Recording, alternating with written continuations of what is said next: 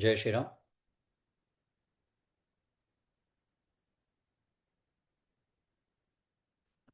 ज्ञानेश्वरी भावदर्शन अध्याय 9. ओवी क्रमांक 474. इथपर्यंत आपला अभ्यास मागच्या वेळेला आला होता.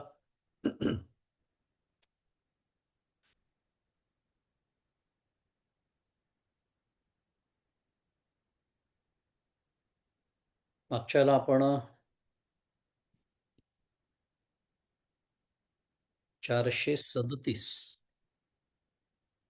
ते 474 असा आपला साधारण अभ्यास झाला होता.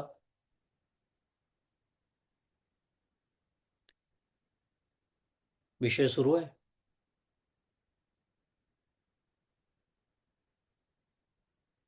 30व्या श्लोकामध्ये भगवंत म्हणालेत की पिचेत्सु दुराचारो भजती माम अनन्यभाग साधुरेव समंतव्य सम्यक व्यवसितो ही सहा. अपिचेत सुदुराचारो, कितीही सुदुराचारी जरी तो असला, अत्यंत दुराचारी, तरी तो जर आता माझ्या भक्तीच्या मार्गाला लागला असेल, भक्ती मार्गावरती तो आला असेल, अनुतीर्थ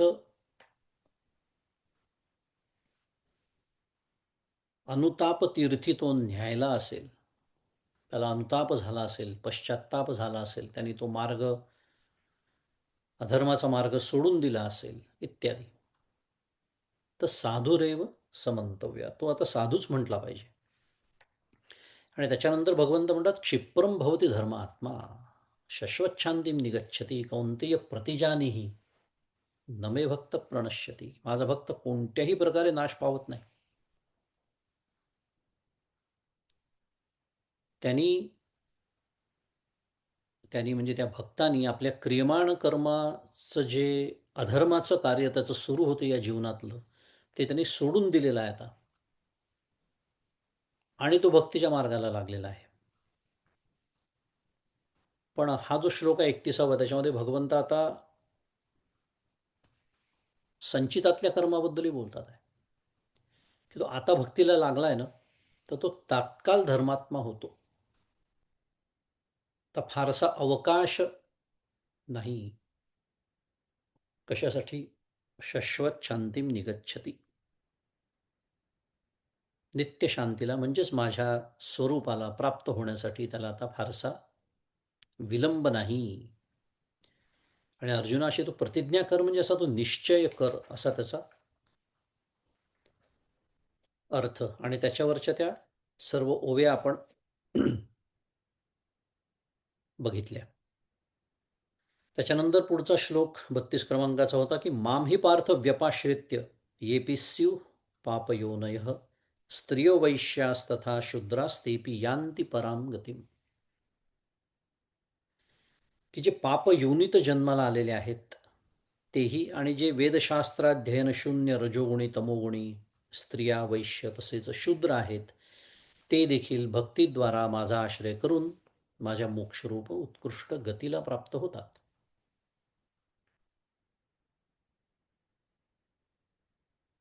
जिथे कामवासना, विषयभोगाची लालसा ही अत्यंत तीव्र असते, त्याला पापयोनी असं म्हणतात. ही व्याख्या लक्षात ठेवायची आपल्याला. मग इथे स्त्रीचा उल्लेख कसा केला आहे, दोन वर्णांचा उल्लेख आहे, वैश्य आणि शूद्र, आणि सर्व वर्णातल्या स्त्रिया. मी मागच्या वेळेला बोललो होतो आपल्याला आजचा सामाजिक चष्मा लावून या श्लोकाकडे बघायचं नाही. त्याचा अर्थ एकच आहे की जिथे जिथे विषयभोगाची लालसा, कामवासना, इच्छा ही जास्त, ती पापयोनी. हा मूलभूत सिद्धांत आहे, तो आपल्याला स्वीकारायचा आहे. आणि त्याच्या उलट, जिथे वैराग्य अधिक प्रमाणात, अधिक तीव्र, ती पुण्ययोनी. की भगवंत म्हणतात आहे की अशा पापयोनीत आलेले जे कोणी जीव, त्यांनी जरी भक्तीचा आश्रय केला तर ते माझ्या मोक्षरूप उत्कृष्ट गतीला प्राप्त होतील.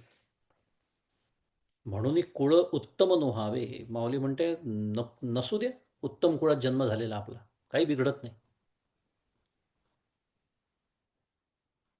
माऊलींनी तर पशुत्व वाव झाले इथपर्यंत म्हटलंय. आपण बघितला होता तो गजेंद्राचं उदाहरण बघितलं होतं की गजेंद्र तर मनुष्य सुद्धा नव्हता, पशु होता, पण भगवंताचं भक्तिपूर्ण आवाहन त्यांनी केलं आणि भगवंत धावून आलेले आहेत. मग आपण तर मनुष्य आहोत.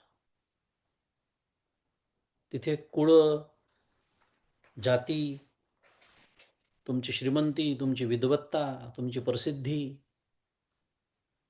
या सगळ्याचा काहीही संबंध नाही. उलट ते एखाद्या वेळेस आड येण्याची शक्यता जास्त आहे, जर त्याची अखंड जाणीव म्हणजे अहंकार माझ्या अंतःकरणात असेल तर.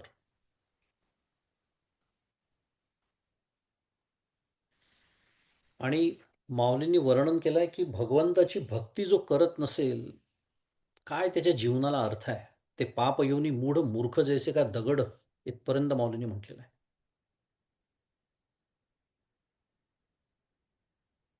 आणि मग प्रल्हादाचे उदाहरण दिलं, तेही आपण बघितलं.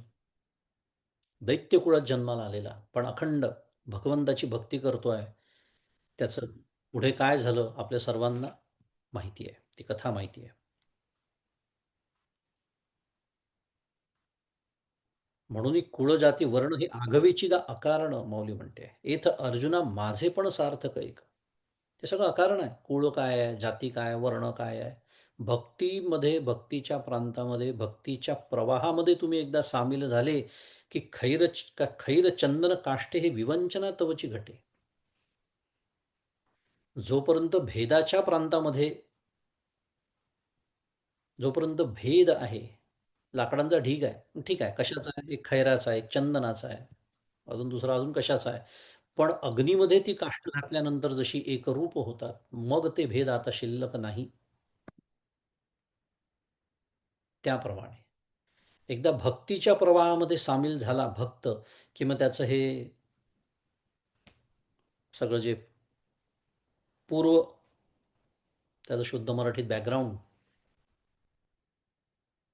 त्याची पार्श्वभूमी, तिचा काही संबंध नसतो. जोपर्यंत नद्या वेगवेगळ्या आहेत तोपर्यंत नाव आहे त्याला, शोणभद्र, गंगा, सरस्वती, नर्मदा वगैरे. एकदा समुद्राला मिळाल्या, दाखवता येतात वेगळ्या. हा गंगेचा प्रवाह आहे समुद्रातला, असं कधी दाखवता येतं? नाही. तर ह्या पद्धतीने माऊली म्हणते 472 मध्ये की आणि भलती जाती जन्मावे मग भजीजे का विरोधावे, परी भक्त का वैरी या व्हावे माझी याची. हाही विचार आपण केला मागच्याला सविस्तर, की भक्त असो का वैरी असो, हरिभक्त व्हा किंवा हरिवैरी व्हा, पण सांगणं काय सुरू आहे, हरी त्यातला सामान्य आहे, त्याला सोडू नका. वैरी करायचं ना, हरीशीच करा. भक्ती करायची आहे, हरीचीच करा. का? सांगण्याचा उद्देश काय सुरू आहे, अखंड स्मरण या नात्या निमित्ताने त्याचं असू द्या बस. कारण त्याचं स्वतःचं वर्णन म्हणजे त्याचं लक्षण, त्याचा स्वभाव भगवंतानी स्वतः वर्णन केलं आहे. त्या श्लोकाचा विचार आपण केला, समोहम सर्वभूतेषु न मे द्वेष्यस्ति न प्रिय. ना मला कोणाचा द्वेष आहे, ना मला कोणाबद्दल खूप प्रेम आसक्ती आहे, असं नाही. मी समत्वाने व्यापून आहे अर्जुना, सर्वांमध्ये समत्वाने व्यापून आहे. भगवंत माझ्या जवळच आहे, मी भगवंताच्या किती जवळ आहे हा प्रश्न सुरू आहे. याला म्हणायचं समत्वम सर्वभूतेषु. तो सर्वांमध्ये समान व्यापून आहे, प्रत्येकाच्या हृदयामध्ये आहे. माझ्या हृदयात, तुमच्या हृदयात, संतांच्या हृदयात, प्राण्यांच्या हृदयात, सर्वांच्या हृदयात तो तसाच सदा सर्वत्र सम. पण ह्याचं भान मला राहत नाही, म्हणजे मी देवाच्या जवळ नाही, म्हणजे मला भगवंताचं स्मरण नाही. म्हणून इथे म्हटलं हरी भक्त व्हा किंवा हरी वैरी व्हा, पण हरीला सोडू नका बस. यत करोषि यदश्नासी यज्जुहोषि ददासी यत यत तपस्यसी कौंतेय. अरे तू जे जे करशील मला अर्पण कर. का? म्हणजे पुन्हा अखंड त्याच्यासाठी माझं स्मरण तू ठेव. भक्तीचं महात्म्य सांगणं सुरू आहे. काय इतका सुंदर भक्ती मार्ग आपल्याला परमार्थशास्त्रांनी दिलेला आहे, की जिथे जसं आपण मागच्याला बोललो होतो, ज्ञान मार्गाच्या प्रांतात खूप अधिकार संपन्न व्हावं लागतं. भक्तीच्या प्रांतात फक्त प्रेम लागतं भगवंताचं बस. बाकी काही नाही. तुम्ही कोण आहात, तुम्ही कुठून आलात, तुमची पार्श्वभूमी काय, तुमचं कुळ काय, जाती काय, वर्ण काय, विद्वत्ता काय, श्रीमंती काय, शास्त्राचा अभ्यास किती, शुद्ध मराठीत नथिंग मॅटर्स. भगवंताचं प्रेम आहे ना. आणि याच्या उलट ते नसेल आणि यातलं काहीही असेल, किंमत शून्य. ते आपण पत्रम पुष्पम फलम तोयम मध्ये शिकलो होतो.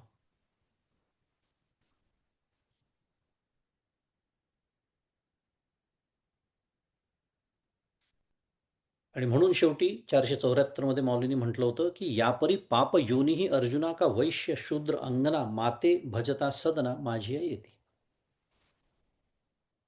त्यामुळे पापयोनीत जन्माला आलेले,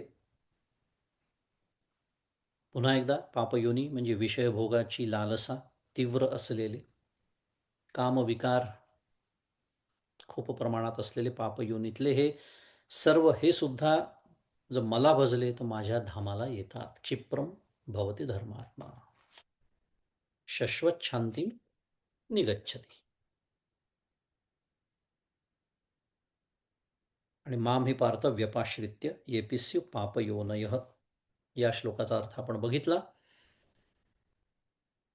उजळणी विषय प्रवेशासाठी आठवडाभराची धूळ झटकली आपण. ते पुन्हा बसायच्या आत सुरू करूया पुढचा अभ्यास. कारण अभ्यास करताना आपले बाकी उद्योग सुरू असतील तर कठीणच असतं. सुरू करूया पुढचा श्लोक 33 क्रमांकाचा.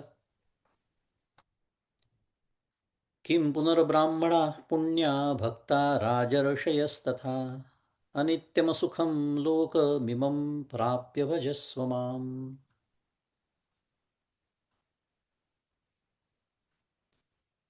किं पुनः ब्राह्मणाः पुण्याः भक्ताः राजर्षयः तथा अनित्यम असुखम लोकम इमं प्राप्य भजस्व माम. त्याचा पदच्छेद आहे. विग्रह, पदांचा विग्रह केला तर काय त्याचा अन्वय? तर मग म्हणजे पुनः, पुण्ययोनीत म्हणजे पुण्याः, पुण्ययोनीत जन्माला आलेले ब्राह्मण म्हणजे पुण्याः ब्राह्मणाः, भक्ताः तसेच भक्ताः म्हणजे भक्त, व राजर्षी म्हणजे राजर्षयः. अनेक वचन आहे, सर्व पदांचे अनेक वचन आहे. ब्राह्मणाः भक्ताः राजर्षयः इत्यादी. पुण्याः हे काय होतात? हे मला प्राप्त होतात. हे काय सांगावयास पाहिजे? म्हणजे किम, भगवंतानी या श्लोकाची जी सुरुवात केली आहे ती किमनी केली आहे, म्हणजे प्रश्नार्थक, की हे काय सांगावयास हवं. याचा संदर्भ कशाशी आहे? आधीच्या श्लोकाशी आहे, की अरे पापयोनीतले जर मला येऊन मिळतात तर या पुण्ययोनीतले मला मिळतात, ते सांगावयास हवं का वेगळं अर्जुना? म्हणून किम, हे काय सांगावयास पाहिजे. म्हणून अनित्य म्हणजे अनित्यम, व सुखरहित म्हणजे असुखम असलेल्या, या म्हणजे इमम मनुष्य लोकाला म्हणजे लोकम, प्राप्त म्हणजे प्राप्य होऊन, माझे म्हणजे माम, भजन कर म्हणजे भजस्व. अर्जुनाला एक आज्ञा केली आहे म्हणूया, सुचवलेलं आहे, शिकवलेलं आहे. हे सगळं कशासाठी सांगणं चाललं आहे? तर समोहम सर्वभूतेषु, मी कधी कोणाचा, मगाशी आपण जे बोललो, द्वेष नाही, कोणाचं खास प्रेम आसक्ती नाही, म्हणून हे सगळं त्याच्यानंतर वर्णन करून किम पुनर्ब्राह्मणा पुण्या, की तर मग पुण्य योनीत जन्माला आलेले ब्राह्मण तसेच भक्त व राजर्षी मला प्राप्त होतात, हे काय सांगावयास पाहिजे. म्हणून अनित्य व सुखरहित असलेल्या या मनुष्य लोकाला प्राप्त होऊन माझे भजन कर. म्हणजे ही अर्जुनाच्या रूपाने आपल्या सर्वांना आज्ञा आहे.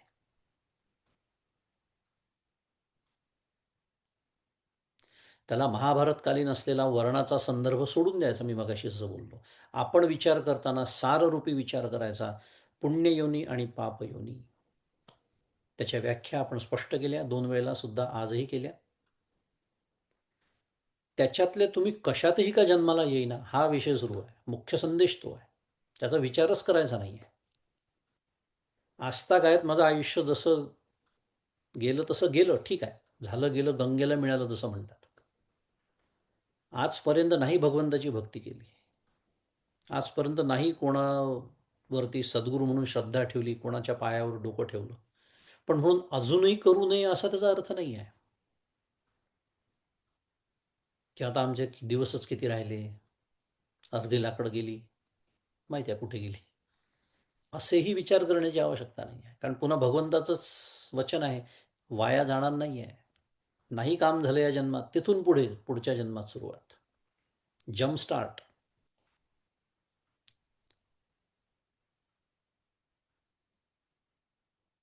त्यामुळे हा मुख्य विषय आहे की लोकमिमम म्हणजे लोकम इमम, या मनुष्य लोकामध्ये आपण जन्माला आलो आहोत. कोणाला शंका असेल तर कॅमेरा ऑन करून विचारू शकता की मी मनुष्य आहे की नाहीच, मला शंका आहे. विनोदाचा विषय हे तर आपल्याला मिळालं आहे की नाही सर्वांना. पुरुषार्थ साधनम दुर्लभम मनुष्यत्वम लब्ध्वा, आचार्य बोलतात आहेत. भगवंताचा आशय बोलण्याचा असा आहे की या मर्त्य लोकात, या मनुष्य लोकात जन्माला आलेले म्हणजे आपण सर्व, म्हणजे काय तर परमपुरुषार्थाचं म्हणजे मोक्षाचं पुरुषार्थ साधनम दुर्लभम, अत्यंत दुर्लभ असलेलं पुरुषार्थाचं म्हणजे मोक्षाचं साधन काय आहे. अहो मनुष्यत्वम लब्ध्वा,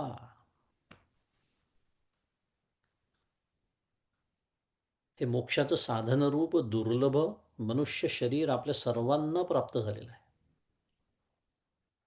आता एकच गोष्ट करणं अपेक्षित आहे, काय, भगवंताची भक्ती. कारण भगवंतानी मनुष्य देह देऊन आपल्याला हे सुचवलेलं आहे, पण नाही समजत आपल्याला. आणि म्हणून भगवंतानी विशेषणं लावली या लोकाला, या मनुष्य लोकाला, कोणती, अनित्यम असुखम. खूप सुंदर श्लोक आहे विचार केला तर.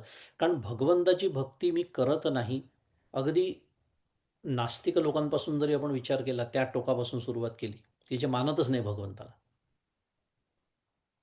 तिथपासून तर आपल्यापर्यंत जे मानतात असं म्हणतात, पण भगवंत सोडून जीवनात सगळ्या गोष्टींना स्थान आहे. का बरं?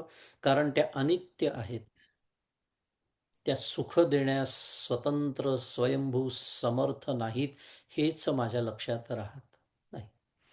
त्यामुळे कितीही दर शुक्रवारी मला स्मरण झालं, मला म्हणजे माझ्याबद्दल बोलतो आहे, बोलण्याच्या निमित्ताने, की अखंड भगवंताचं स्मरण असावं, भगवंताची भक्ती अखंड असावी. यत करोषी, मी किती वेळा तो श्लोक म्हटला असेल, यत करोषी यदश्नासी, जे जे मी करतो, राम म्हणे वाट चाली, यज्ञ पावलो पावली. कालच बोललो आपण अथर्वशीर्षामध्ये. राम म्हणे करिता धंदा सुख समाधी त्या सदा, राम म्हणे ग्रासोग्रासी तूची जेविला उपवासी, राम म्हणे भोगी त्यागी कर्म न लिंपे त्या अंगी. काहीही करावं तुम्ही, फक्त राम म्हणा बस. आणि राम म्हणण्यासाठी, अशा पद्धतीने राम म्हणण्यासाठी त्याचं प्रेमच पाहिजे, म्हणजेच भक्ती पाहिजे. आणि त्याच्यासाठी हे सर्व काय आहे, अनित्य आहे, समजलंच पाहिजे. मी ज्याच्या ज्याच्या मागे धावतोय सुखासाठी, तोच आजचा विषय आहे सगळ्या या श्लोकाचा.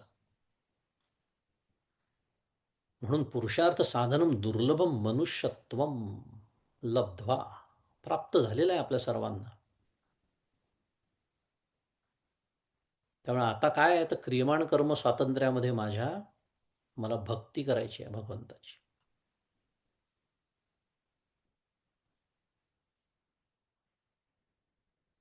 मग वर्णा माझी नाही, ओव्यांकडे वळण्याच्या आधी मी मागच्या वेळेला विसरलो होतो, बरी आठवण झाली मला.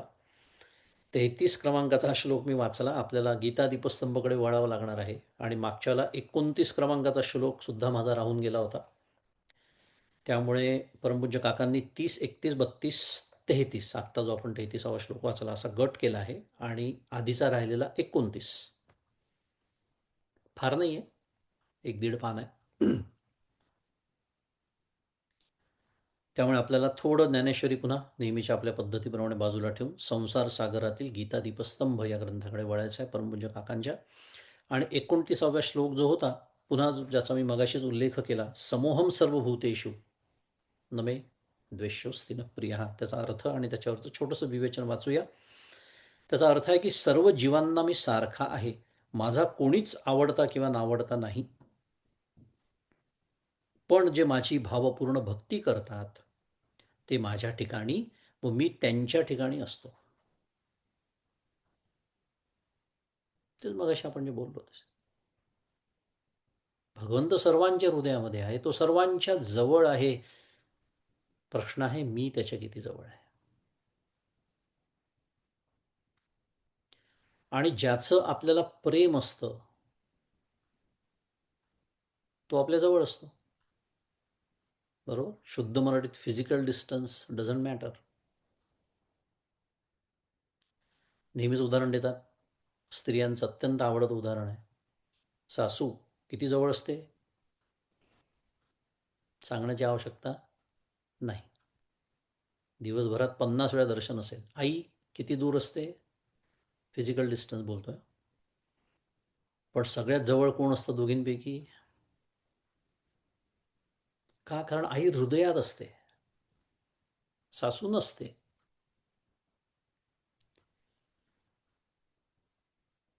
त्याप्रमाणे भगवंत तेच म्हणतात आहे की मी सर्व जीवांना सारखा आहे. प्रश्न आहे तुम्हाला माझं स्मरण होतं का? मी हृदयातच आहे याचं अखंड स्मरण आहे का तुम्हाला? नाही. मग तदेजती तन्नेजती तद्दुरे तद्वंतिके. अरे ती इतक्या जवळ आहे, ही सुद्धा खरं बोलण्याची भाषा आहे. तो जवळ आहे हे भक्ती प्रांतातलं बोलणं सुरू आहे म्हणून, अन्यथा तोच मी आहे. आहे का नाही? पण इतकं असून जन्मानुजन्म कळत नाही इतका तो दूरही आहे.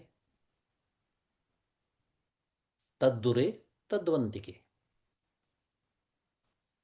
तो दूर असण्याचं कारण त्याला जबाबदार कोण आहे? मी आहे. अखंड सांगणं ते सुरू आहे. त्याला जबाबदार मी आहे, कारण मी भक्त नाही आहे, मी अभक्त आहे. पुढे परमपूज्य काका म्हणतात विवेचनामध्ये की सर्वच साधकांना देवांचे हे सांगणे आश्वासक व विश्वास देणारे आहे. मानवी बुद्धीने देवांकडे पाहू नये. देव कधीच पक्षपात करीत नाही. मानवी बुद्धीने पाहू नये याचा अर्थ आपल्याला जी एक सवय असते, हा प्रिय, तो अप्रिय, हा जवळचा, तो लाडका, तो दूरचा, हे सगळे मानवाचे गुणधर्म आहेत, देवांचे नाही. देवाचं लक्षण आपण मगाशीच बोललो, समोहम सर्वभूतेषु, हे त्याचं लक्षण आहे, हा त्याचा स्वभाव आहे. लक्षण म्हणजे ते नसेल तर ते नाहीच, ती वस्तूच नाही, त्याला लक्षण म्हणतात, त्याला स्वभाव असं म्हणतात. जसं अग्नीचं लक्षण आहे भाजणं, तो माझं जाणीवपूर्वक मी त्याला हात लावला काय आणि चुकून लावला काय, तो भाजणारच आहे. पाण्याचा गुणधर्म आहे शैत्य. त्याप्रमाणे देव कधीच पक्षपात करत नाही, मनुष्य करतो. म्हणून मानवी बुद्धीने देवांकडे पाहू नये. माणसाला मिळणारी सुखे व दुःखे ही त्याच्याच कर्माची फळे पक्षपात न करता देव देतात. अर्जुना, अनेक वेळा तू मला प्रिय आहेस, तू माझा सखा आहेस असे देवांनी म्हटले आहे. अर्जुन भक्त असल्याने देव व तो परस्परांच्या अंतःकरणात राहतात. जो भक्त होईल तोही अर्जुनासारखा होईल. या 9व्या अध्यायाच्या सुरुवातीला अनेक ओव्यांचा आपण अभ्यास केला. का म्हणून अर्जुनाला सांगितली भगवद्गीता, का म्हणून त्याच्या पंक्तीला जाऊन बसायचं असेल तर काय करावं लागेल इत्यादी. थोडक्यामध्ये येथे भक्तीचे प्राधान्य असून पक्षपाताचा जराही संबंध नाही. आणि भगवंत कसे आहेत पुन्हा एकदा, सर्वांसाठी सम आहेत. मी दुरावतो भगवंताला. मागच्याला आपण बोललो होतो त्या शेकोटीचं उदाहरण भगवंतांनी दिलेलं ते दृष्टांत. आता पुढे 30, 31, 32, 33 हा जो गट आहे त्यात शीर्षक काकांनी दिलाय की दुर्जनांनाही स्वतःला बदलण्याची संधी आहे, अपिचेत्सु दुराचारो, जे आपण बोलत होतो. आणि मग क्षिप्रम भवती धर्मात्मा, आणि मग या पापयोनी, आणि आत्ता आपण वाचलेला पुण्ययोनीचा श्लोक, असा हा गट. त्याचा अर्थ बघूया. कितीही दुर्वर्तनी माणूस असला तरी तो जर माझी अनन्य भावाने भक्ती करील तर त्याला सज्जनच म्हणावे. कारण आपल्याला सवय असते काय, हो माहिती आहे, हो आता मोठे लागले देवाच्या भक्तीला, आता येतात महाराजांच्या दर्शनाला दर गुरुवारी, पण आधी आम्हाला माहित नाही का त्यांचं आयुष्य कसं होतं, असं मी म्हणतो. महाराज तसं नाही म्हणत, देव तसं म्हणत नाही. ते म्हणतात क्षिप्रम भवती धर्मात्मा. अनुतप्त तीर्थामध्ये न्यायलेला आहे तो, पश्चाताप झालेला आहे, तो मार्ग त्यांनी सोडलेला आहे, भक्तीच्या मार्गाला तो लागलेला आहे. म्हणून त्याला काय म्हणावे, सज्जनच म्हणावे.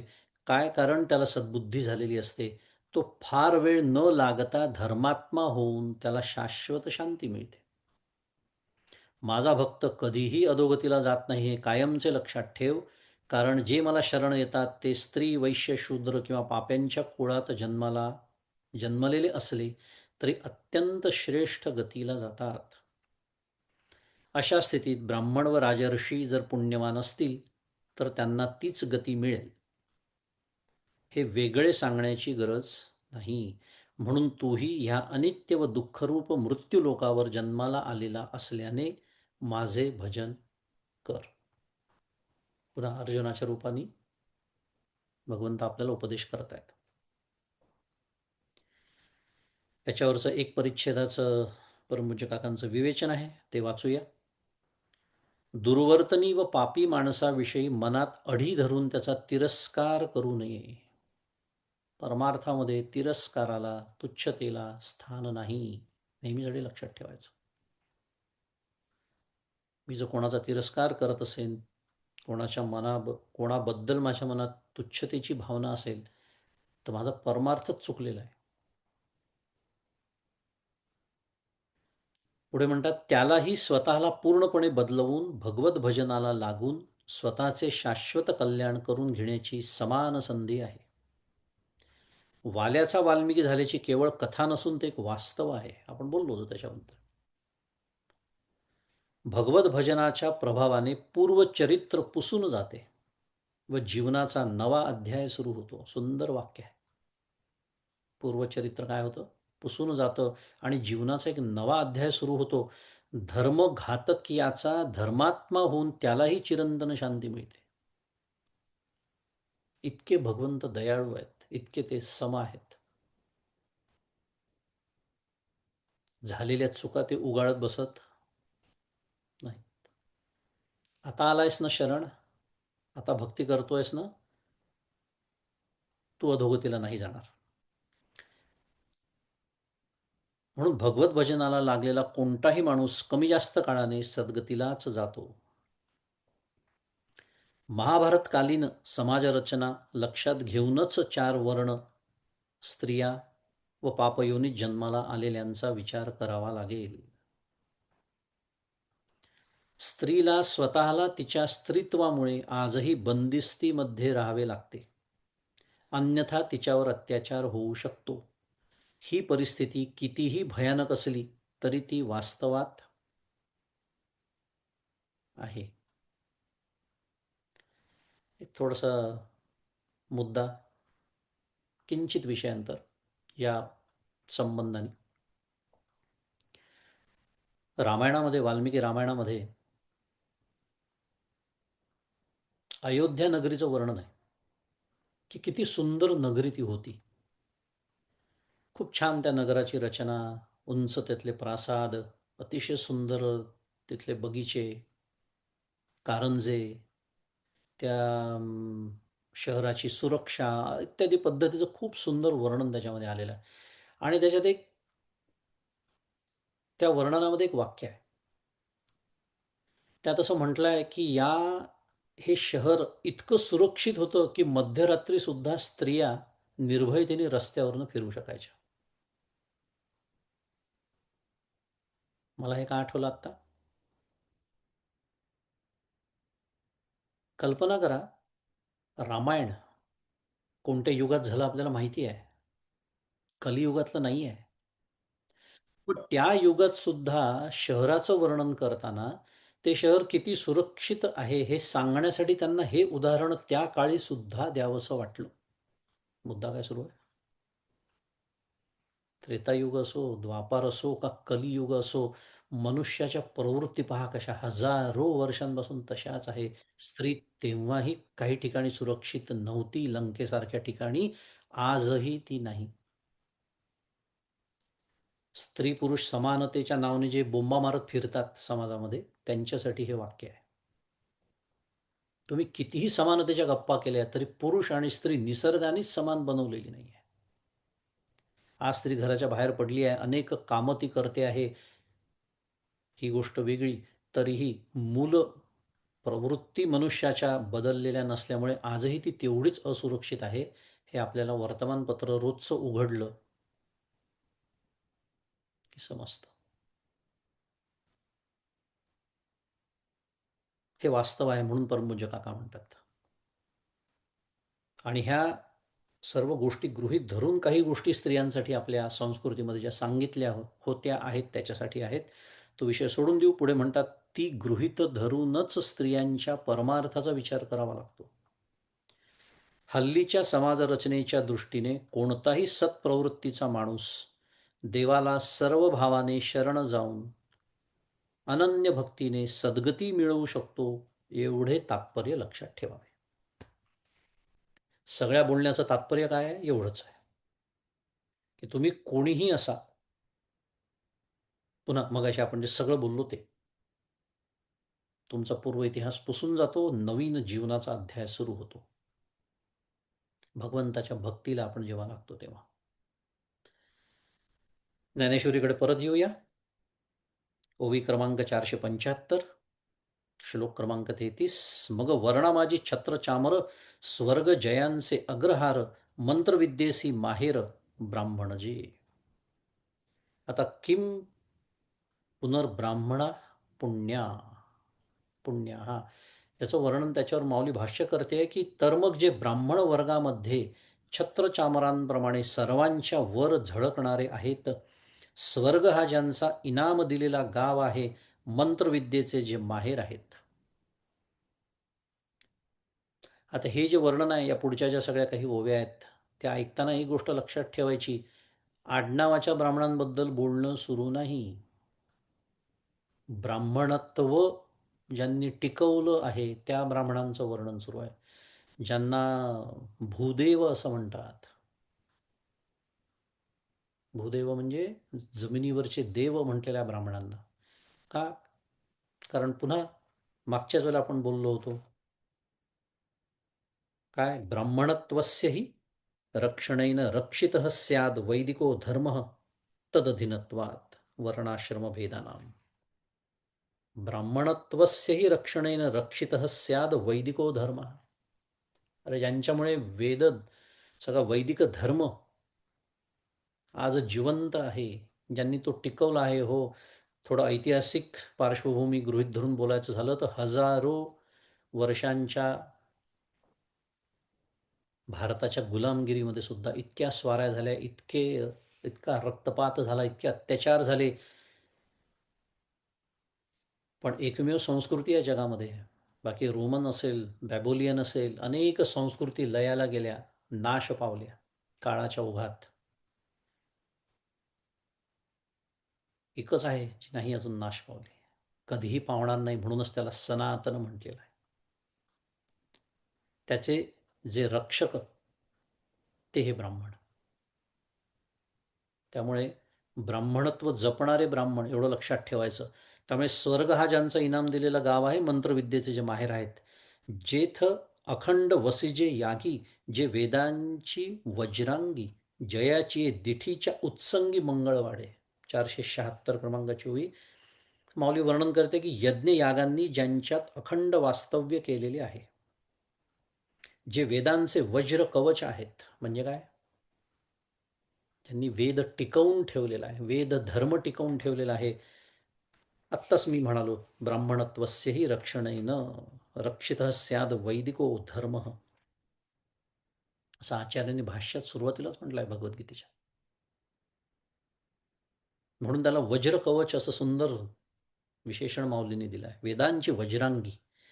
आणि ज्यांच्या अध्ययन अध्यापनामुळे वेदाचे स्वर वर्ण मात्रा देखील सुरक्षित राहतात, ज्यांच्या कृपादृष्टीच्या मांडीवर जगाचे कल्याण वाढत असते.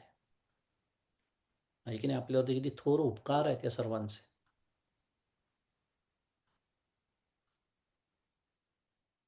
अरे, अक्षर सोडा, पाठभेद सोडा, रस्वदीर्घ सोडा, स्वरसुद्धा बदललेले नाही आहेत.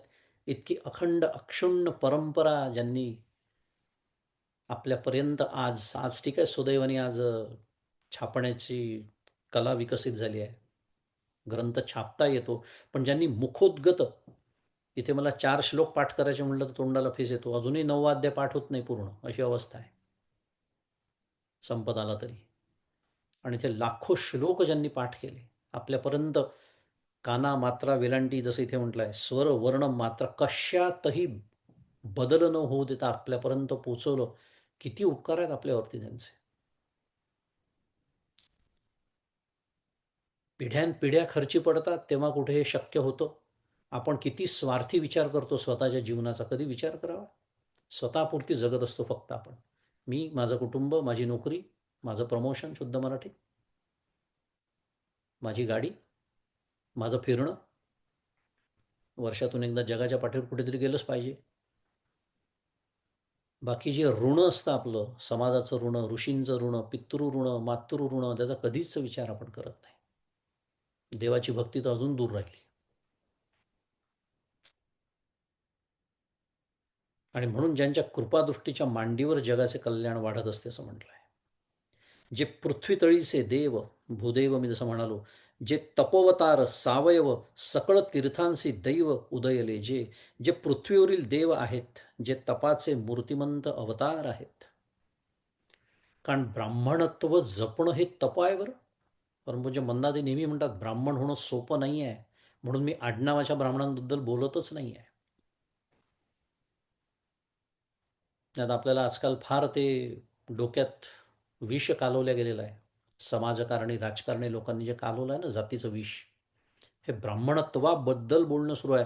आणि ब्राह्मणत्व जपणं हे एक फार मोठी तपश्चर्या आहे. खूप बंधनं असतात. परमार्थ करायचा बंधनं असतात की नाही, बंधनं सांभाळतो की नाही आपण, ती तपश्चर्याच आहे. कारण परमपूज्य काकांनी सांगितलंय, तपश्चर्या म्हणजे तापवणे, आणि तापवणे म्हणजे मनाला तापवणे. आता मला देहाची आसक्ती इतकी असते माझा देहाला, की माझ्या मनाला तापवण्यासाठी देहाला तापवावं लागतं. देहाला तापवणे हा उद्देश नसतो. नेहमीचं दृष्टांत, भांडं तापवणे उद्देश नाही आहे, दूध तापवणे हा उद्देश आहे.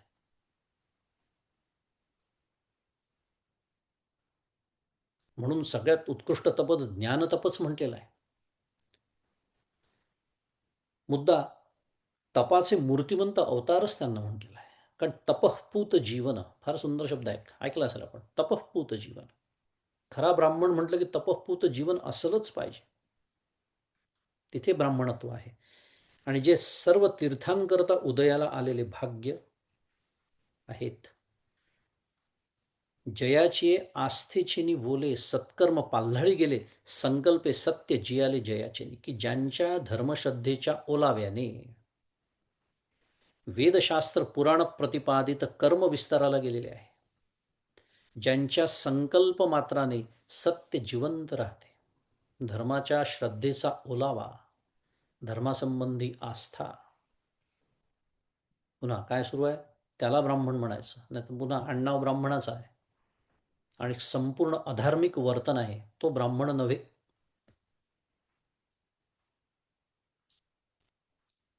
त्यामुळे हा आडनावाचा विषय सुरू नाही, हा ब्राह्मणत्वाचा आहे. किती वेळा सांगायचं, पुढे जाऊया. जयाचेनी गा बोले अग्निसी आयुष्य जाहले, म्हणून समुद्रे पाणी आपुले, दिधले याची या प्रीती. 479 क्रमांकाची होईल. मोठं विवेचन आहे त्याच्यावर, एक पानाच, दोन पानाच. कारण ही थोडीशी गूढ ओवी या दृष्टीने, की त्याला काहीतरी संदर्भ आहे पौराणिक म्हणूया, त्या दृष्टीने, की जयाचिनी गावले. अर्थ वाचूया पहिले, की ज्यांच्या मंत्रोच्चाराने श्रौतागदीला हवी दिला जात असल्यामुळे जयाचिनी गा बोले अग्निसी आयुष्य झाले, आयुष्य प्राप्त झाले आहे. भाव असा की ब्राह्मण अग्निहोत्र घेतात. आपल्याला माहिती आहे अग्निहोत्र, आपण ऐकलं असेल, पाहिलं असेल. आणि मग ते अग्निहोत्र घेतात, मंत्र म्हणून मंथनपूर्वक अग्नी प्रकट करतात. त्या अग्नीचे कुंडात मंत्रपूर्वक आधान करतात आणि यावत जीव मंत्रपूर्वक होम करून अग्नीला जगवितात. आणि म्हणूनच अग्नीला आयुष्य प्राप्त झालेले असते. म्हणून काय म्हटलंय, जयाचेनी गा बोले अग्निसी आयुष्य झाले. पुन्हा मी मगाशी म्हणालो, तप आहे, तपाचा तो एक भाग आहे. ज्यांच्या घरी अग्निहोत्र आहे असे काही लोक कमी येतात, संख्येने खूप कमी होत चालले, पण भारतात आजही आहेत. अखंड अग्नी प्रज्वलित असतो त्यांच्या घरामध्ये. कल्पना करा, आपण कधी कधी आता दत्त जयंतीचा सप्ताह आहे उदाहरणार्थ, किंवा नवमी आहे, नवरात्री आहे, देवीचं नवरात्र आहे, रामाचं नवरात्र आहे, दत्त जयंती आहे. तेव्हा ते 7 दिवस, ते 9 दिवस आपण अखंड दिवा तेवत ठेवतो, देवा ठेवायचा असतो, ठेवतो. ठेवणारे जे असतात त्यांच्याबद्दल बोलतोय मी, रामकृष्ण हरी. मुद्दा माझा एवढाच होता, तो 24 तास अखंड तेवत ठेवायचा असतो. म्हणजे डोळ्यात तेल घालून त्याच्याकडे बघावं लागतं की नाही, वात संपली का, तेल संपलं का, जाऊन पटकन तो दिवा विजायच्या आत, तो विझू नये म्हणून दुसरं निरांजन लावून वगैरे. हे मुद्दा माझा एवढाच होता, सांगण्याचा आशय एवढाच सुरू आहे. अरे 7 दिवस करायचं झालं तर आपलं काय होतं आपल्याला माहिती आहे. जीवनभर ज्यांनी अग्निहोत्र सांभाळला आहे, पुन्हा कधी केला विचार पण त्यांच्याबद्दल? शुद्ध मराठीत, व्हॉट अ कमिटमेंट. आपल्यासारखे ते हिंडायला फिरायला जाऊ शकत नाही 8-8 दिवस, 15-15 दिवस घर सोडून, घरातले सगळे.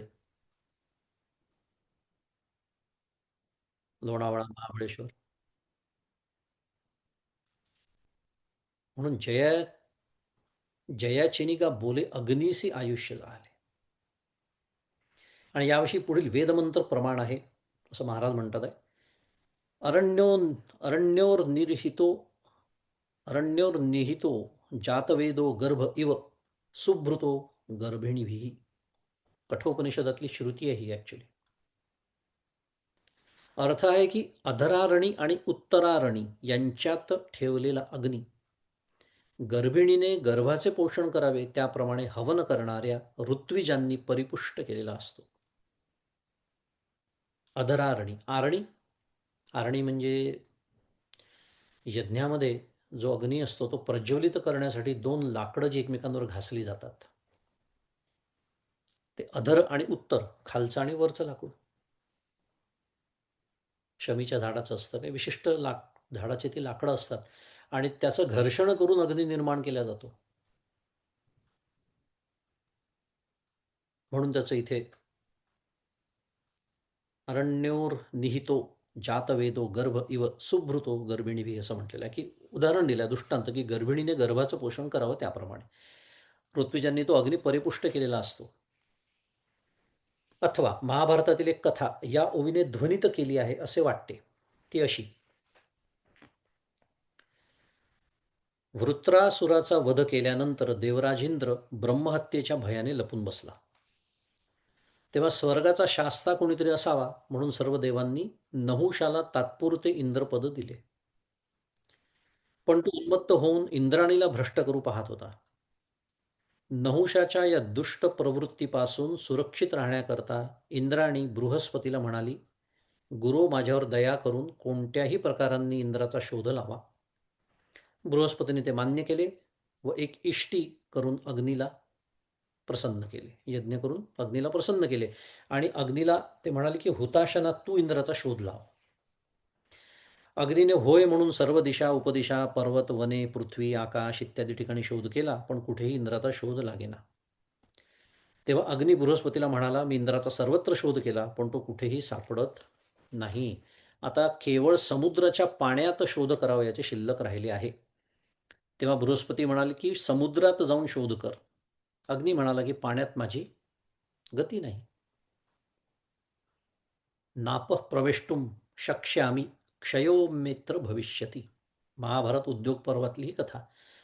त्याचा अर्थ असा की मी पाण्यात प्रवेश करू शकत नाही. न आपः प्रवेष्टुम शक्ष्यामी म्हणजे करू शकत नाही, कारण माझा तेथे नाश होईल. क्षयोम क्षयोम क्षयो मित्र भविष्यती. तेव्हा बृहस्पती काय म्हणाले की तू निर्भयपणाने प्रवेश कर. अहम त्वाम वर्धयिष्यामी ब्रह्म मैत्रैः सनातनैः. म्हणजे मी सनातन अशा वेदमंत्रांनी तुला वाढवीन. सनातनैः तृतीया बहुवचन, तृतीया विभक्ती, याचा अर्थ साधन. त्या मंत्राच्या आधाराने वेदमंत्रांनी मी तुला वाढवीन म्हणजे तुला आयुष्य देईन, असे बृहस्पतीने अभयाचे आश्वासन दिल्यानंतर अग्नीने समुद्रात प्रवेश केला व कमलनालात इंद्र वास्तव्य करीत असल्याचा शोध लावून सुरक्षितपणाने समुद्राच्या बाहेर आला. कमलनाला म्हणजे कमलाची जी दांडी असते ना फुलाची, त्याच्यात इंद्र लपून बसला होता अशी कथा आहे. हे सगळं कशासाठी सांगितलं? कथा सोडून द्यायची. तात्पर्य काय त्याचं? जयाचेनिका बोले अग्निसी आयुष्य जाहले. त्याला या महाभारताची कथा पण पार्श्वभूमी असू शकते. महाराजांच्या, ज्ञानेश्वर महाराजांच्या चित्तामध्ये या कथेचा संदर्भ असू शकेल असं महाराजांना वाटलं. महाराज म्हणजे परमपूज्य खंदारकर महाराज, ज्यांचं आपण विवेचन वाचतोय या ग्रंथाच्या निमित्ताने. म्हणून त्यांनी ही एवढी मोठी कथा आपल्याला सांगितली. पण उद्देश काय सांगण्याचा की याप्रमाणे ज्या ब्राह्मणाच्या बोलण्याने म्हणजे वेदमंत्राने म्हणजे बृहस्पती या कथेच्या संदर्भात त्यांच्या वेदमंत्राने आणि अभयवचनाने अग्नीला आयुष्य प्राप्त झाले. समुद्रात प्रवेश करूनही अग्नी नष्ट झाला नाही. याचे कारण आयुष्यवर्धनाकरता मंत्र म्हटले म्हणून अग्नी जिवंत राहिला. आता या ब्राह्मणांच्या रूपाने संपूर्ण वेदच मूर्तिमंत जणू काही प्रकट झाला आहे असं याच अध्यायात आपण पूर्वीच्या काही श्लोकांवरती वर्णन वाचलेलं आहे की जे अत्यंत शास्त्रशुद्ध मंत्र म्हणतात आणि ते मंत्र तितके प्रभावी व्हावे म्हणून अत्यंत पवित्र जीवन ज्यांनी आत्तापर्यंत आपलं जपलेलं आहे त्यांच्याच मंत्रांमध्ये ताकद असते. बोललो होतो आपण ते. तेच मंत्र मी म्हटले काही उपयोग नाही. नेहमीचा माझा दृष्टांत, बंदुकीची गोळी हाताने फेकून मारली उपयोग नाही. बंदुकीची गोळी बंदुकीतूनच मारली तर परिणाम आहे. त्यामुळे द व्हेरी इन्स्ट्रुमेंट म्हणजे हे मंत्र उच्चार ज्या देहातून केले जातात, तो देह, ती वाणी, ते अंतःकरण किती पवित्र असलं पाहिजे. आणि ते होतं त्या काळी त्या ब्राह्मणांचं. म्हणून तर त्यांच्या आशीर्वादातही ताकद होती आणि शापामध्येही ताकद होती. आज मी शाप दिला तर काय म्हणतात, कावळ्याच्या शापाने गाय मरत नाही, अशी अवस्था आहे. म्हणून आयुष्यवर्धनाकरता त्यांनी मंत्र म्हटले आणि अग्नी जिवंत राहिला. तसेच म्हणूनही समुद्रे पाणी आपुले दिधले याची या प्रीती, हे जे पुढचं चरण आहे त्याचा अन्वय महाराजांनी या कथेशी अशा पद्धतीने लावून घेतला आहे की समुद्री पाणी आपुले दिधले याची या प्रीती. या ब्राह्मणाच्या प्रेमाकरता समुद्राने आपले पाणी, आता पुढे म्हणतात आहे की मेघाला दिले असते. त्याचा प्रकार असा की ब्राह्मणांनी अग्नीत दिलेल्या आहुती अदृश्य रूपाने सूर्यापर्यंत जातात आणि सूर्याच्या किरणांच्या संबंधाने समुद्राच्या पाण्याचे मेघ बनतात. आता ते प्रत्यक्ष सूर्याकडे जातात असा विचार करायचा नाही. पर्जन्य दृष्टी व्हावी म्हणून काही विशिष्ट यज्ञ आहेत आपल्याला माहिती आहेत. त्या यज्ञांनी पुन्हा समस्या तीच आहे. आज ते करणारे तितके शास्त्रशुद्ध पद्धतीने करणारे, तसं मंत्रांचं उच्चारण करणारे, तसं तपःपूत जीवन असणारे, त्याला लागणारी सर्व साधनं निर्दोष असणारे, इतक्या सगळ्या समस्या आजच्या यज्ञामध्ये आहेत. पण आजही ते यज्ञ करून पाऊस पडल्याचे दाखले आहेत. आपल्याला तेवढाच त्यातला आशय घेऊन पुढे जायचं आहे, की त्या ब्राह्मणांच्या यज्ञाने काय होतं, तो पाऊस पडतो. तो कसा पडतो? तो सूर्याच्या किरणांच्या संबंधाने समुद्राच्या पाण्याचे मेघ बनतात. अशा प्रकाराने समुद्राने आपले पाणी या ब्राह्मणांच्या संतोषाकरताच मेघाला दिलेले असते. किंवा ब्राह्मण दररोज यंतु नदयो वर्षंतु पर्जन्याः, म्हणजे नद्या वाहोत मेघ वर्षाव करो तशी प्रार्थना करतात. म्हणून ब्राह्मणांच्या प्रेमाकरिताच समुद्र आपले पाणी मेघाच्या रूपाने जगाला देतो. अथवा बकदालभ्य नावाचे ऋषी संसार दुःखाच्या उद्वेगाने समुद्रातच राहत आहेत. समुद्राने आपले पाणी त्यांना एकांत वासाकरता दिले होते.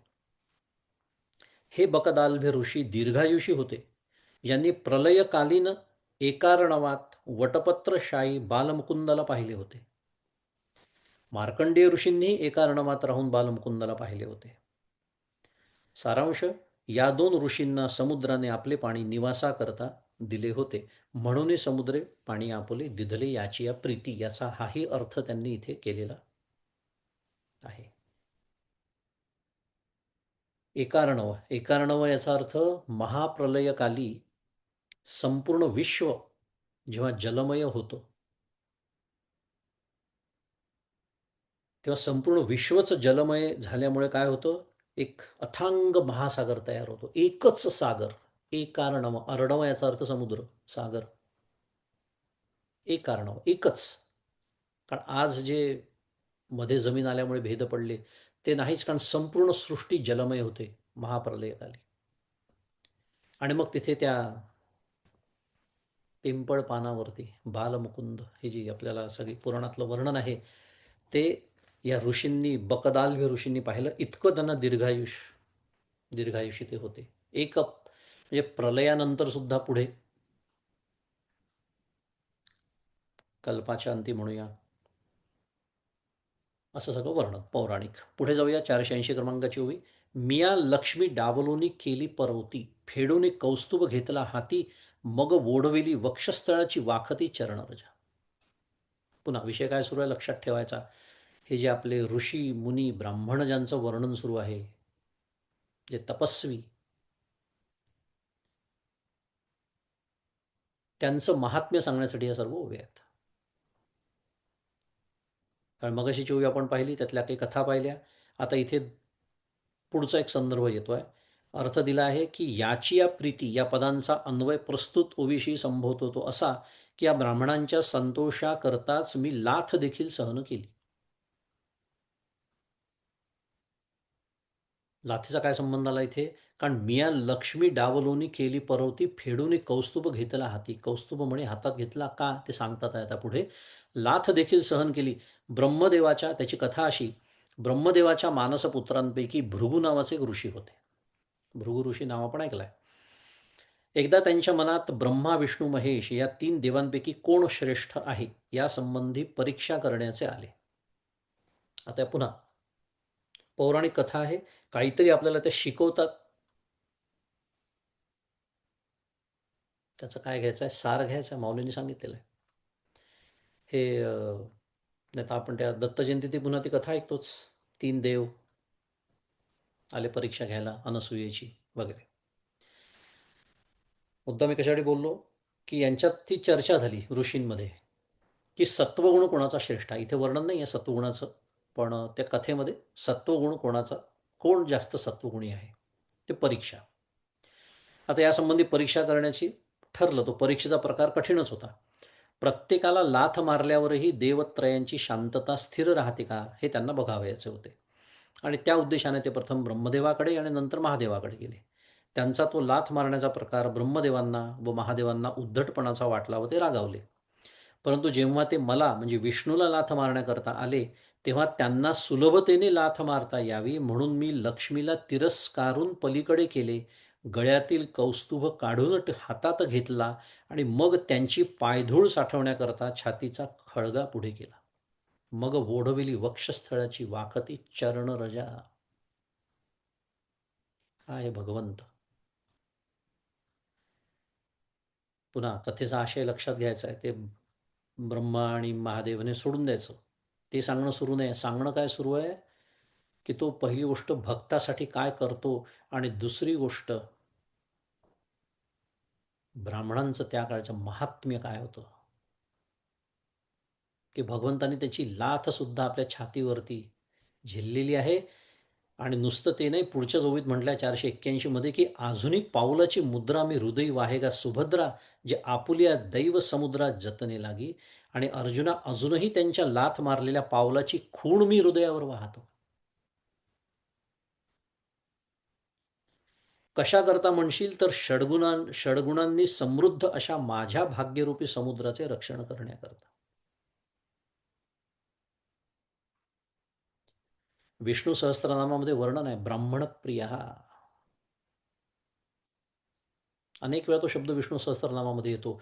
मुद्दा हा सुरू आहे, त्या काळच्या ब्राह्मणांचं, त्या ऋषी मुनींचं, तपस्व्यांचं सामर्थ्य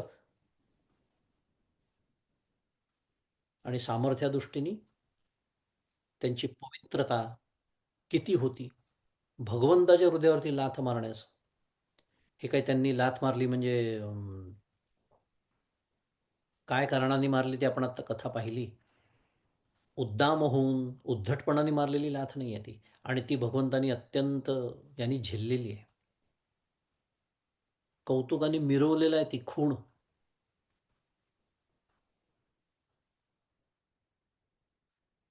अशा ब्राह्मणांबद्दल बोलणं सुरू आहे बरं का.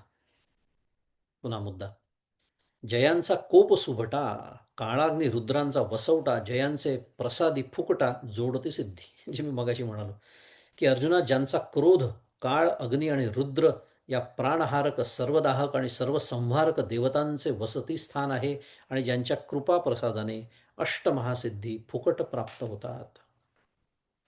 ज्यांच्या आशीर्वादामध्ये आणि ज्यांच्या शापामध्ये, दोन्हीमध्ये सामर्थ्य आहेत, ही त्यांची महती आहे. ऐसे पुण्य पूज्य जे ब्राह्मण, आणि माझ्या ठाई अतिनिपुण, आता माते पावती हे कवण समर्थावे. आता असे पवित्र आणि पूज्य जे ब्राह्मण आहेत आणि माझ्या भक्ती ज्ञानात जे अतिनिष्णात आहेत, ते मला प्राप्त होतात, हे समर्थन कोणी करावे, म्हणजे समर्थन करण्याची आवश्यकताच काय आहे, असं म्हणणं सुरू आहे. पाहेपा चंदनाचेनी अंगा निळे, शिवतिले निंब होते जे जवळे, तीही निर्जीवीही देवांची निडळे बैसणी केली. म्हणजे असे पहा, की चंदनाच्या झाडावरून वाहणाऱ्या वाऱ्याने स्पर्श केलेली जी जवळची लिंबाची झाडे असतात, म्हणजे कडुलिंबाची म्हणूया, ती स्वतः निर्जीव असूनही चंदनाचा सुगंध लाभल्यामुळे त्यांनी देवाच्या कपाळावर बैठक केली, असं वर्णन आहे. चंदनाच्या झाडाचं सानिध्य लाभल्यामुळे, खरं ते कसं असतं, लिंबू आपल्याला माहिती आहे, पण त्याला सुद्धा चंदनाचा गुणधर्म प्राप्त झाल्यामुळे ते सुद्धा जसं चंदन देवाच्या कपाळी लावतात, त्याप्रमाणे त्याचाही लेप. काय सुरू आहे सांगणं, दृष्टांत, असं जर आहे तर मग मग तो चंदनू तेथ न पवे, ऐसे मनी कैसे धरावे. अथवा पातला हे समर्थावे तेव्हा काही साच. तर मग प्रत्यक्ष चंदनच देवाच्या कपाळावर तिलकाच्या रूपाने बसणार नाही, असे कोणत्या कारणाने मनात गृहीत धरावे, हे सांगणं सुरू आहे. तो चंदन देवापर्यंत प्राप्त झाला, हे अनेक युक्तिप्रयुक्तीने सिद्ध करावे, तेव्हाच ही गोष्ट खरी ठरणार आहे काय. जेथ निवविल ऐसिया आशा, हरे चंद्रमा आधा ऐसा, वाहिजत असे शिरसा निरंतर. की हालाहल विषाच्या दाहापासून देहाला शांत करील, अशा आशेने जेथे भगवान शंकराने आपल्या डोक्याने किंवा डोक्यावर म्हणूया अर्ध्याच चंद्राचा भार अखंड वाहिलेला आहे, तेथ निवविता आणि सगळा परिमळे चंद्राहुनी आगळा, तो चंदनू केवी अवलिळा सर्वांगीण बैसे. की तेथे सर्वांगाला शांत करणारा आणि सुगंधाने पूर्ण असल्यामुळे चंद्रापेक्षा विशेष असलेला तो चंदन शंकराच्या सर्वांगावर सहजगत्या का बरे बसणार नाही, असं म्हणून दुसरा दृष्टांत दिलाय. तिसरा दृष्टांत, का रथोद्यके जियेची कासे लागलिया समुद्र जाहली अनायासे ती गंगेसी काय अनारसे गत्यंतर असे. 488 क्रमांकाची ओवी. किंवा रस्त्यावरचे घाणपाणी जिच्या कासेला लागल्यानंतर अनायासे समुद्र रूप होते, त्या गंगेला समुद्रा वाचून दुसरी गती आहे काय? म्हणून सगळे दृष्टांत झाले. म्हणून राजर्षी का ब्राह्मण जया गती मती मीची शरण तया त्रिशुद्धी मीची निर्वाण स्थिती ही मीची. म्हणून राजर्षी म्हणजे तत्वद्रष्टे क्षत्रिय असोत. राजर्षी शब्द खूप महत्वाचा आहे. राजर्षी म्हणजे जे राजेही होते आणि ऋषीही होते, त्यांना राजर्षी असं म्हणतात. पुन्हा काही शब्द आपण खूपच विचार न करता वापरतो. हा शब्द अनेक वेळा आपण ऐकलेला असतो, आपल्याला त्याचा अर्थ माहीत नसतो. राजा पण आहे आणि ऋषी पण आहे, म्हणून त्याला म्हणायचं राजर्षी. म्हणून त्यांना म्हटलंय तत्वद्रष्टे क्षत्रिय म्हटलेलं आहे. राजा असल्यामुळे क्षत्रिय आहेच, पण तत्वद्रष्टा आहे.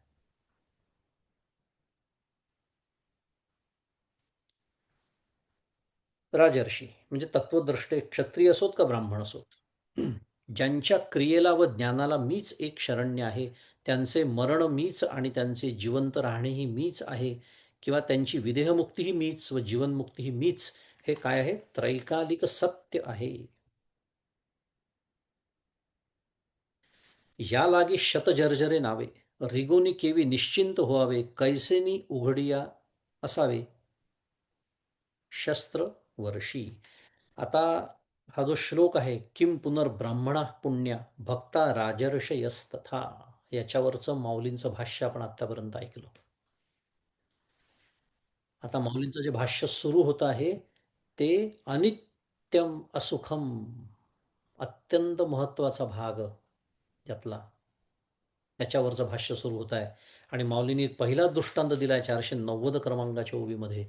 या लागे शतजर्जरे नावे रिगोनी केवी निश्चिंत व्हावे, कैसेनी उघडी असावे शस्त्रवर्षी. म्हणजे याकरिता अनित्य व सुखवर्जित अशा मनुष्य लोकात जन्म प्राप्त झाल्यानंतर माझी भक्ती न करता संसारात सुख मिळेल अशा आशेने निष्काळजी राहणे योग्य नाही. किंवा अशा आशेने जो निष्काळजी राहतो, संसारात सुख मिळेल म्हणून वणवण हिंडत असतो, शुद्ध मराठीत मंडे टू फ्रायडे, भगवंताची भक्ती न करता, त्याला माऊलींनी अतिशय सुंदर दृष्टांत दिलाय. जसे 100 ठिकाणी फुटलेल्या नावेत बसून नदी तरून जाण्याविषयी कसे बरे निष्काळजी असावे. 100 ठिकाणी फुटलेली नाव आहे, तुम्ही बसाल का निष्काळजीपणाने त्याच्यात? नाही. चहूकडून बाणांचा वर्षाव होत असताना आपण तेथे कवच न घालता उघड्या अंगाने का म्हणून असावे? अंगावरी पडता पाषाण न सुवावे केवी बोडण, रोगे दाटला आणि उदासपण वोखदेसी. 491 क्रमांकाची ओवी. पुढचा दृष्टांत, अंगावर दगड पडत असताना दगड आणि आपण यांच्यामध्ये ढाल का बरे घालू नये? रोगाने दाटला आणि औषध घेण्याविषयी निष्काळजी, हे कसे योग्य आहे? जेथ चहूकडे जळत वणवा तेथुनी न निगिजे केवी पांडवा, तेवी लोका येऊनिया सोपद्रवा केवी न भजिजे माते. 492 क्रमांकाची ओवी, की अर्जुना, ज्या वनात चहूकडे वणवा पेटलेला असताना त्या वणव्यातून सुरक्षितपणे का बरे बाहेर पडू नये? त्याप्रमाणे दृष्टांत सगळे सांगून झाले. त्याप्रमाणे दुःख सहित असलेल्या मनुष्य लोकात येऊन मला का बरे भजू नये? मुख्य विषय हा सुरू आहे. या संसारात, या प्रपंचामध्ये, या दुःखरूपी अनित्य संसारामध्ये येऊन आपण भगवंताचं भजन का करत नाही? अगा माते न भजावया लागी, कवण बळपा आपुली अंगी, काय घरी की भोगी निश्चिती केली. 493. अरे माझे भजन न करण्याकरता आपल्या अंगी कोणते बळ आहे? भगवंत काय म्हणतात आहे, माऊली काय म्हणते आहे, जे लोक मनुष्य जन्माला येऊन भगवंताची भक्ती करत नाही, भगवंताला मानित नाही, त्याच्यावर श्रद्धा नाही, कोणत्या कशाच्या बळावर, कोणत्या ताकदीच्या भरोश्यावर तुम्ही हे करता, असं भगवंत प्रश्न विचारतात. काय या माणसाने घराच्या किंवा भोगाच्या सुरक्षितपणाविषयी चिंतारहित परिस्थिती निर्माण केली आहे?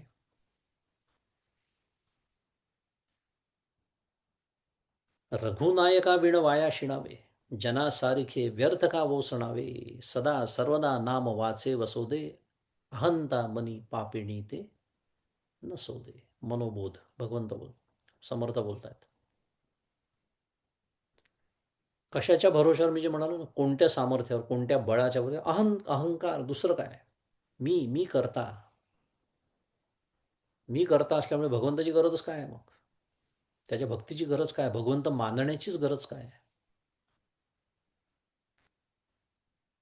तरी बरं दिसतंय हं, प्रत्येक मनुष्याला कळत आहे. कारण कर्ता त्यालाच म्हणतात, ज्याला संपूर्ण ज्ञान कर्माचं आहे आणि त्याच्या अपेक्षेप्रमाणे फळं मिळत आहे. असं घडतं का कधी? कधीतरी घडतं का? आपल्याला कर्माचं संपूर्ण ज्ञान कधी असतं का? आणि माझ्या संकल्पाप्रमाणे मला फलं प्राप्त होतं का? या दोन्ही प्रश्नांची उत्तरं नाही असताना स्वतःला कर्ता कशामुळे समजतो मनुष्य?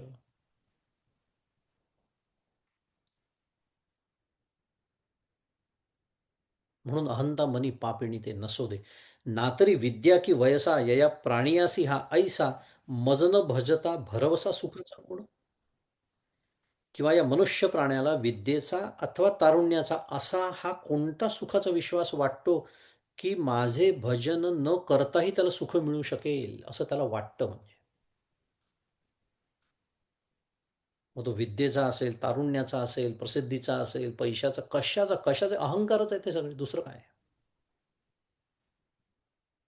माझे भजन न करता सुख मिळू शकेल असं कसं काय वाटू शकतं मनुष्याला? जनी सर्वसुखी असा कोण आहे, विचारे मना तूची शोधूनी पाय. आहे का कोणी सर्वसुखी या जगात मग? नाहीये. तरी भोग्य जात जे तुले, ते एका देहाची या निकिया लागले, आणि येथ देह तव असे पडिले काळाची तोंडी. पण वस्तुस्थिती अशी आहे की जगात जेवढे स्त्री, पुत्र, धन, धान्य इत्यादी भोग्य पदार्थ आहेत, हे सर्व एका देहाच्या बऱ्याकरता संबद्ध झाले आहेत. परंतु या मृत्यूलोकात देहच तर मुळी मृत्यूच्या तोंडात पडला आहे. आपलं जे काही आहे सगळं, संसारातलं, आपल्या कुटुंबातलं सगळं, जे आपण आपला प्रपंच ज्याला म्हणतो, ते कशासाठी आहे? देहासाठी, देहाचा सांभाळ करण्यासाठी. अरे पण तो देहच काय म्हटलाय? मृत्यूच्या तोंडात पडला आहे. देह रक्षणाकारणे यत्न केला, परी शेवटी काळ घेऊन गेला. मनोबोध पुन्हा समर्थ बोलतात. एक शेवटचा मुद्दा आणि थांबू, वेळ झाली आपली. एक सुंदर कथा आहे, ते महाभारतात, पूर्ण कथा सांगायला वेळ नाही. पण एका गंधर्वाची कथा आहे. त्या गंधर्वाच्या तळं असतं, त्या तळावर पाणी आणायला जातात पांडव. एक एक भाऊ जातो. तो गंधर्व त्यांना प्रश्न विचारतो, म्हणून माझ्या प्रश्नाची उत्तर द्या, त्याशिवाय पाणी घेता येणार नाही. ते ऐकत नाही. त्यांनी सांगूनही ते पाणी घ्यायला जातात, ते मृत्युमुखी पडतात. अशी ती कथा आहे. आणि मग शेवटी धर्मराज युधिष्ठिर जातात. ते मात्र आपल्या चार भावंडांसारखं न म्हणतात, गंधर्वाला म्हणतात, सांग तुझे काय प्रश्न आहे, मी त्याची उत्तरं देईन आणि मगच पाणी घेईन. तर ती कथा सोडून देऊ, पण त्यातला एक प्रश्न गंधर्वाचा जो आहे, की जगात सगळ्यात मोठं आश्चर्य कोणतं आहे, तेव्हा युधिष्ठिराने उत्तर दिलेलं आहे, की जन्माला आलेलं, निर्माण झालेलं सर्व नष्ट होत आहे, हे डोळ्यांनी उघड दिसतं आहे. आपल्या आजूबाजूला लोक रोज मृत्यू पावत आहेत, हजारो, फक्त कोविडमध्ये नव्हे. फक्त आपल्या ओळखीचं कोणी मित्र, नातेवाईक असलं की आपल्यापर्यंत बातमी पोहोचते, मग तरच आपण त्या मृत्यूकडे लक्ष देतो. इतर वेळेला आपलं लक्षही नसतं. पण जगात हजारो मृत्यू होत असतात. कोणी हॉस्पिटलमध्ये काम करणारे लोक असतील त्यांना विचारा. पण असं असूनही मनुष्य स्वतःला चिरंजीव समजतो. हे जगातलं महान आश्चर्य आहे, असं उत्तर युधिष्ठिरांनी दिलेलं आहे. आहे की नाही, विचार करा. देह काळाचे भातुके, कोणाला माहिती आहे आपल्याला किती दिवस राहायचं आहे. पण इतकं असून सुद्धा भगवंताचं भजन मी करत नाही आणि बाकी सर्व उद्योग करतो जीवनामध्ये, हे सांगणं सुरू आहे, बाकी काही नाही. मृत्यूचे स्मरण असावे असं समर्थही म्हणतात. ते मृत्यूचं अखंड भय मनात ठेवावं असं सांगणं सुरू नाही आहे. पण असं म्हणू नका, आत्ता वयस काय आहे माझं? 40, 45. मी त्याच्या 40 पासून सुरुवात केली आहे. 40च्या आधीचं ऐकायला येतच नाही परमार्थ. म्हणून त्यांच्याबद्दल काहीच नाही बोललो. पुष्कळ वेळ आहे अजून. काय घाई आहे? हे कशाच्या भरोश्यावर मनुष्य म्हणतो हा विषय सुरू आहे. असो. आपलं ओवी क्रमांक 495 पर्यंत आपला अभ्यास आज पूर्ण झाला. पुढचा अभ्यास पुढच्या सत्रात घेऊया आणि आजचं हे चिंतन भगवान श्री गोपालकृष्ण, माऊली श्री ज्ञानेश्वर महाराज आणि सद्गुरू यांच्या चरणी अर्पण करूया. वाणीला विराम देऊया.